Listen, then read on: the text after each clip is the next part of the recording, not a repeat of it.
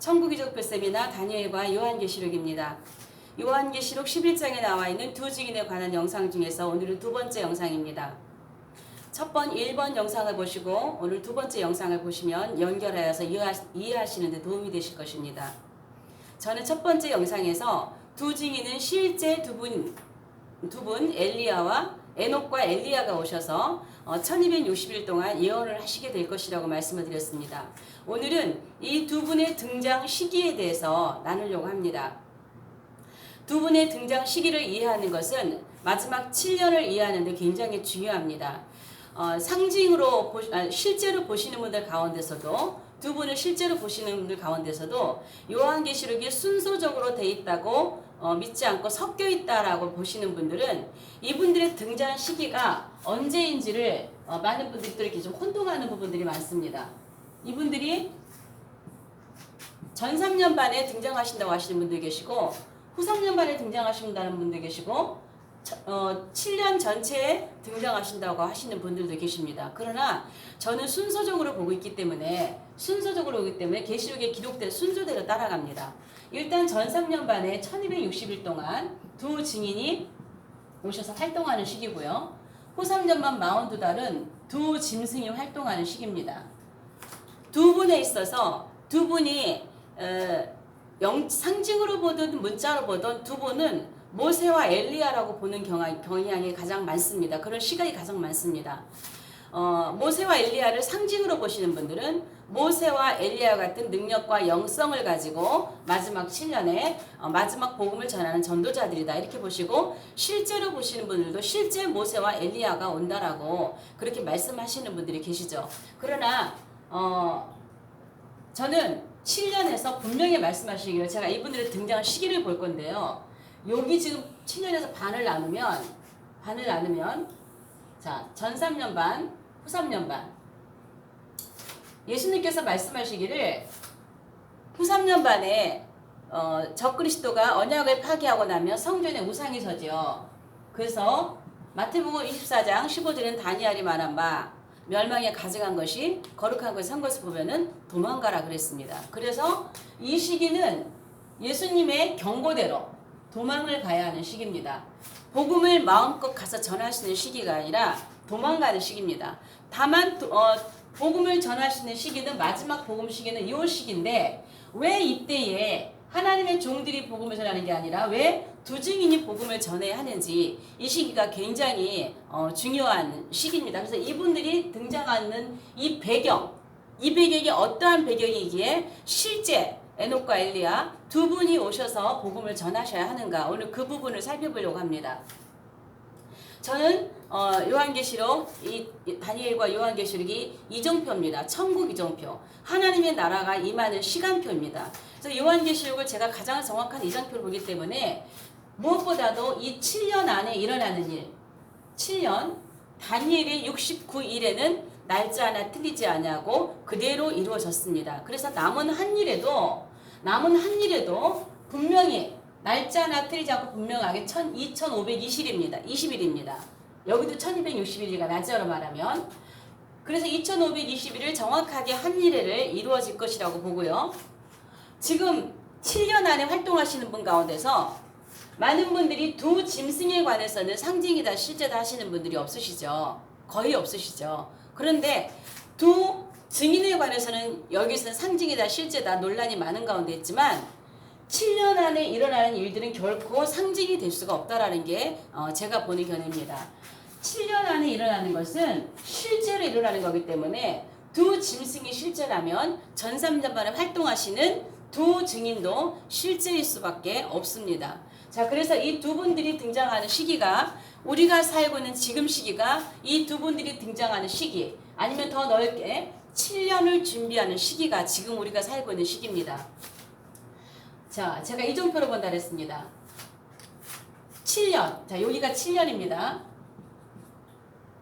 7년인데 우리 앞에 가장 가까이 다가오는 이정표가 있습니다.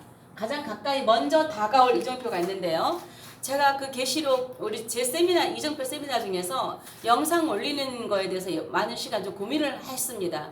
왜냐하면 제가 다른 분들과 해석하는 것이 많은 부분이 다르기 때문에 이렇게 한꺼번에 2박 3일 딱 모여서 드리면 오해가 풀어지는 부분들이 많은데 영상 한 카트 한 카트 듣다 보면 이렇게 처음 듣고 이렇게 듣고 싶지 않은 그런 일들도 생길 수 있기 때문에 많이 망설였습니다. 그러나 좀 마음을 열어놓고 보시는 분들이라면 아 저분은 또 저렇게 해석하시는구나 이렇게 보시고요.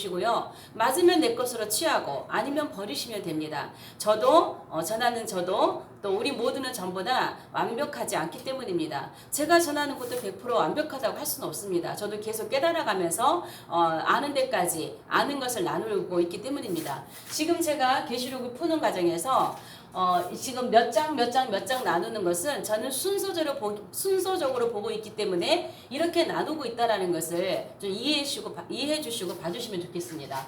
자, 7년이 시작되는 것은 계시록 10장입니다. 10장에서 계시록 7년이 시작돼서 11장부터는 이제 모든 계시록의 시대적인 배경이 이스라엘로 옮겨집니다. 그래서 11장 이후부터는 이제 이스라엘과 관련한 두 직인 1260일, 42달, 한때 두때 반때 이러한 얘기들이 나오면서 7년과 관련된 사건들이 이렇게 펼쳐지기 시작합니다.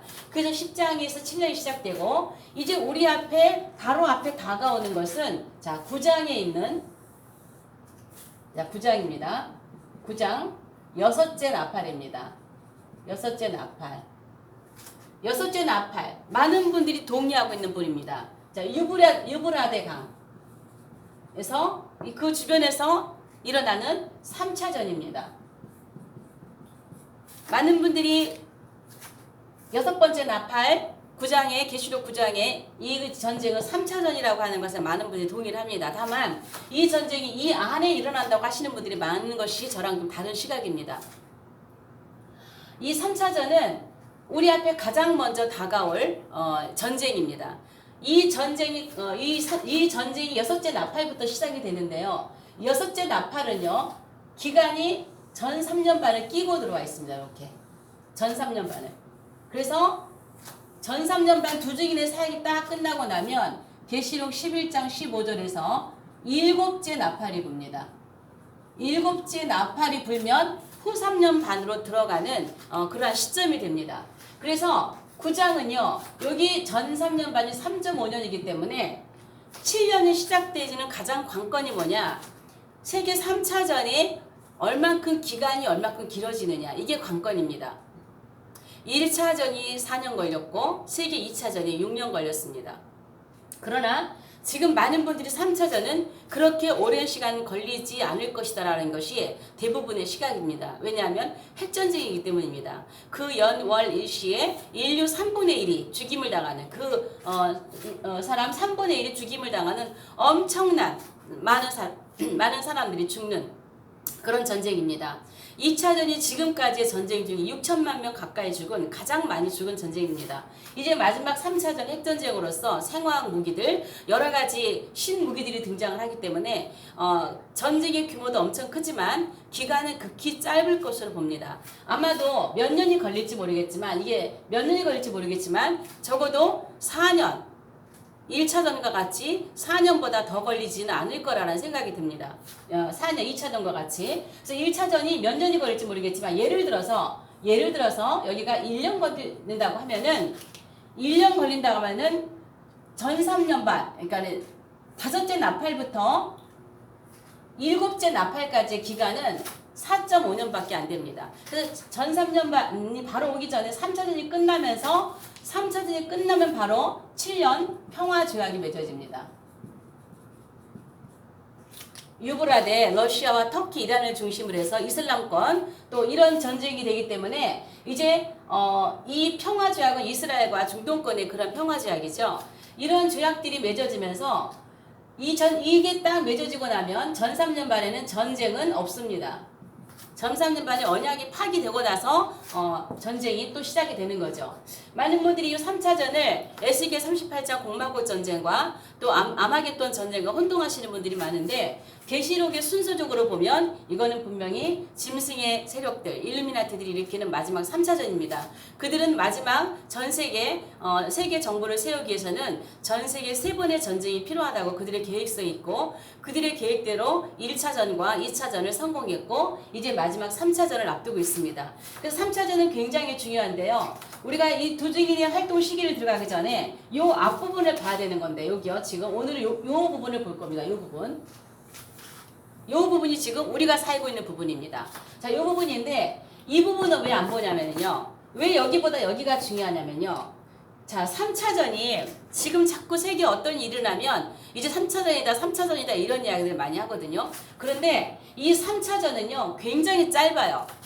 마지막 7년을 준비하기에 3차전은 굉장히 짧습니다. 그리고 왜 안 되냐? 3차전 기간에는요. 전 세계가 무정부 상태입니다. 그리고 굉장히 혼란스럽습니다. 너무나 혼란스럽고 기간도 짧고 너무나 많은 사람들이 죽어나가고 전세가 많이 파괴가 된 상태이기 때문에 이 앞에서 7년에 왜냐하면 여기는 지금 모든 것이 강제 시행이 되어야 되는 시기이기 때문에 이 7년의 모든 전 세계를 하나로 통제하는 통제 시스템이 만들어지려면 그런 것들이 여기서는 안 된다는 거죠. 이 3차전이 되기 전에 여기서 돼야 된다는 얘기죠. 그래서 여기가 오늘 중요한 거예요. 그래서 이런 것이 여기가 딱 준비가 되면 여기가 준비된 것이 1차적으로 두 증인의 시대. 여기 두 증인이 활동하는 전 3년 반에 1차적으로 적용이 되고요. 2차적으로는 강제 시행이 되는 후 3년 반을 위해서 좀 준비하는 것입니다. 자, 그러면 여기가 뭐가 중요하냐? 두 증인이 등장하기 위해서 마지막 세계정부 7째 제국이 세워지기 위해서 자 여기는 7째 짐승 제국입니다. 제가 7머리 10뿔에서 7머리 10뿔에 대한 7째 제국에 대한 이야기를 제가 영상을 올렸습니다. 그걸 참조하시면 7년에 대한 7머리 10뿔 짐승 7째 제국에 대해서 이해를 좀 하시게 될 것입니다. 이걸 하기 위해서는 여기서 준비되어야 되는 것들이 있습니다. 자, 첫 번째 그것은 뭐냐면 자, 법 제정입니다. 자, 모든 법 제정이 돼야 됩니다. 그 중에서 우리가 지금 잘 알고 있는 차별금지법, 그 다음에 동성애 합법화입니다. 자, 이 법들은요, 전 세계적으로 통과가 될 수밖에 없는 법들입니다. 세계 정부가 여기에 등장하는 이때 등장하는 7째 왕은 신이 아니죠. 아직 적그리스도 등장하지만 진짜 신의 자리에 올라가는 때는 여기죠. 7째. 여기서 8째 왕으로 등극하는 때이죠. 그래서 결국은 내가 그리스도다. 그렇기 때문에 모든 그렇게 하기 위해서 여기서 법들을 다 만들어야 돼요. 그러니까 여기에서 오직 예수만이 구원이라고 하는 오직 예수만이 길과 진리와 생명이라고 하는 법을 그런 거를 전할 수 없는 법들이 여기서 만들어야 됩니다. 그래서 우리가 지금 우리나라도 얼마 전에 NAP 그것이 국무회의 통과를 하고 굉장히 우리 앞에 다가오고 있죠. 여러분이 오늘 이 영상을 보시고 나서 지금 우리가 살고 있는 시기가 얼마나 마지막 때 가까이 왔는지를 피부로 느끼셔야 됩니다.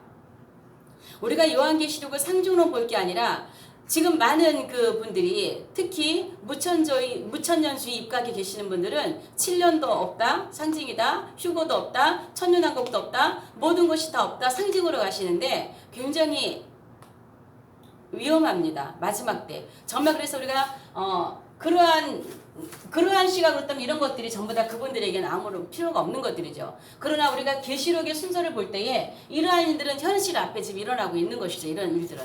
자, 법이 제정됩니다. 이거는 우리나라만이 아니라 전 세계입니다. 그러나 우리가 이런 걸 볼 때에 어차피 전 세계 통과될 법을 우리가 그냥 손 놓고 있을 게 아니라 우리나라는 마지막까지 이런 법들이 마지막까지 통과되지 않고 버텨야 됩니다. 왜냐하면 대한민국은 마지막까지 복음의 보루로서 마지막 사명을 감당해야 되기 때문입니다. 제가 벨랩과 욕단에 대해서 영상을 올린 것이 있습니다. 그것을 참조하시면 좋겠습니다. 자, 이런 법들이 만들어지고 두 번째, 자 마지막 7년으로 들어가기 전에 만들어야 할 것들 일반화되어져야 될 것들은 짐승표입니다. 짐승표로 지금 상징으로 보시는 분들이 많은데요. 짐승표의 일반화입니다. 지금 짐승표가 많은 사람들이 받고 있고 하지만 전반적으로 일반화되지는 못했습니다. 일반화를 하면 어떤 것이냐면 내가 알고 있는 10사람 가운데 한두 사람은 표를 받은 사람이 있어야지 돼요. 제가 이 마지막 때 사역을 하지만 내가 건너에서 어떤 사람이 표를 받았다라는 이야기는 들었지만 내가 아는 직접 어떤 사람이 표를 받은 것은 아직 없거든요. 그러나 그렇다고 해서 지금 이게 일반화되는 작업에서 지금 이런 것들이 일반화되는 작업은 밑바닥에서 착착착착착 진행이 되고 있습니다. 우리 사회에 굉장히 우리가 피부로 느낄 수 있을 만큼 짐승표의 일반화가 이런 모든 시스템을 만들어가는 것이 지금 준비가 되고 있습니다. 우리나라가 와이파이망이 참 잘 되어 있습니다.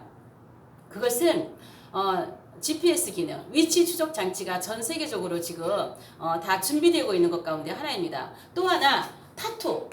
여러분 타투라고 하는 거 문신이죠. 이것이 옛날에는 이렇게 음지에 있었는데 지금은 다 박근혜 정부 시절에 이것이 유망 직종으로 올라오면서 아마 지금 많은 전문가들이 지금 이렇게 많이 나왔을 겁니다. 예전에는 우리나라에 타투 자격증 있는 사람이 한 10명 정도밖에 없다 그랬는데 지금은 아마도 많이 더 전문가들이 있을 것으로 합니다. 성경에는 타투 몸에다가 어떤 문신을 새기지 말라고 했는데 우리나라 타투 인구가 100만을 넘었습니다. 지금은 너무나 자연스럽게 많은 젊은이들이 남자고 여자고 모두가 몸에다 문신을 하는 것이 아주 자연스러워졌습니다. 이건 뭐냐면 우리 몸에 어떤 그 짐승표, 어떤 표가 우리 몸에 새겨지고 들어오는 것에 대해서 많은 사람들이 자연스럽게 받아지도록 되어지는 어떤 그런 환경을 지금 만들어가고 있는 것입니다. 그 밖에 많은 부분들이 이 짐승표의 일반화는 정말 우리가 상상할 수 없게 빠르게 지금 진행이 되고 있습니다. 이걸 상징으로 보신 분들은 성경과 관련이 없는 성경에 기반이 없는 것이라고 하는데 그렇지 않습니다. 이거는 분명히 성경에서 경고하고 있는 것입니다. 그래서 이러한 것들이 지금 일반화가 되어야 여기 가면 강제 시행이 됩니다. 거의 70% 한 80% 정도 일반화가 돼야지 여기에서 강제 시행이 될 수 있는 것입니다. 그래서 굉장히 긴급한 시간에 이러한 일들은 아주 준비가 되어져 갈 것입니다. 그 다음에 세 번째는 현금 없는 사회입니다. 현금 없는 사회가 가장 빠르게 진행되고 있는 것이 지금 중국입니다. 중국인들은 그 국어라는 사람들도 그 QR 코드인가요? 그걸 가지고 이렇게 결제를 하면서 국어를 받습니다. 현금 받지 않습니다. 통제하는 나라가 그런 사회이기 때문에 이런 것이 지금 굉장히 진행이 잘 되고 있고 빠르게 되고 있습니다. 역시 우리나라도 현금 없는 사회로 굉장히 빠르게 진입을 하고 있고요. 우리 주변에도 현금을 받지 않고 카드로만 결제하는 것들이 늘어나고 있습니다. 여러분들도 그러한 것들을 경험하게 될 것입니다.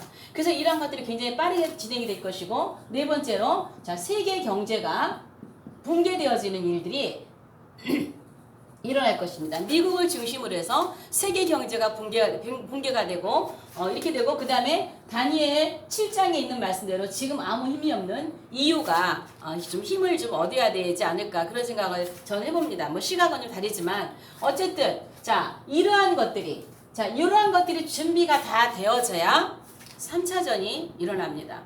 그러나 이것이 지금 5년이 걸릴지 10년이 걸릴지 20년이 걸릴지 모르지만 이게 마지막 준비 작업이라는 거예요. 여러분 지금 우리가 사는 시기에서 지금 우리가 이게 지금 차별금지법이나 동성애법 몇 년이나 끌 수 있을 것 같습니까? 그냥 우리나라만은 아니에요. 전 세계가 다 그래야 돼요.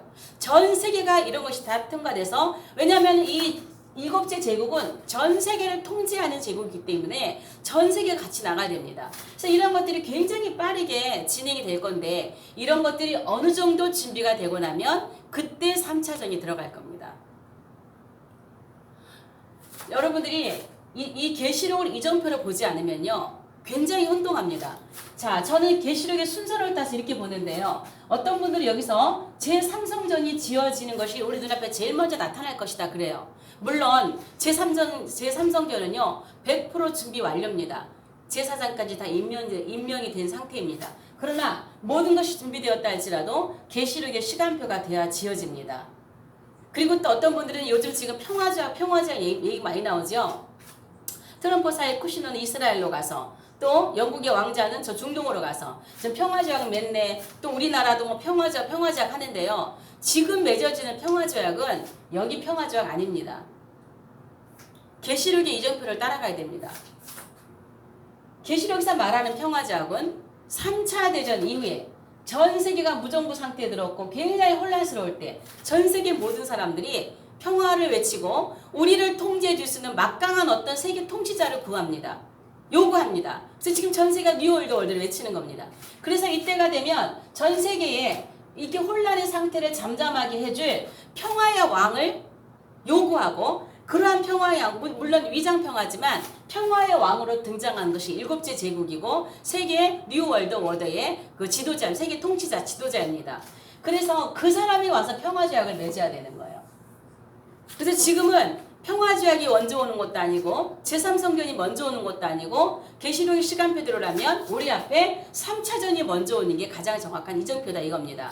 자, 그러면 여기에서 이제 이런 것이 완전히 다 준비되고 나면 어느 정도 준비가 되고 나면 3차전이 일어날 것이고 3차전이 일어나고 나면 이제는 7년 평화조약이 바로 맺어질 겁니다. 자, 그러면 여기에서 후 3년 반에 자 평화조약이 맺어지고요. 물론 위장평화고 이 평화조약은 전 3년 반이 지나면 깨어지게 되어 있습니다. 자, 두 번째 제가 보는 독특한 시각 자, 두 증인이 먼저 등장을 합니다.